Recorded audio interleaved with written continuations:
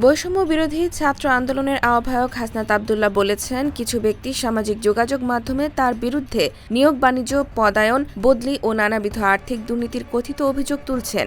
কিন্তু দুঃখজনক বিষয় হলো, এসব দাবির পক্ষে একটা প্রমাণও তারা উপস্থাপন করতে পারেননি। বৃহস্পতিবার রাতে নিজের ভেরিফাইড ফেসবুক পেজে দেওয়া এক পোস্টে তিনি ওপেন চ্যালেঞ্জ দেন।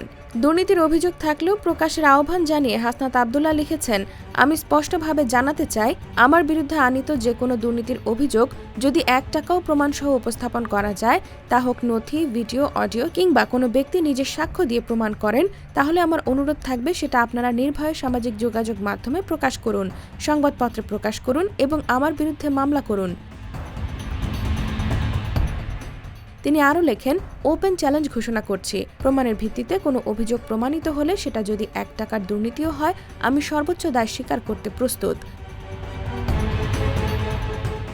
IBTV USA, new York.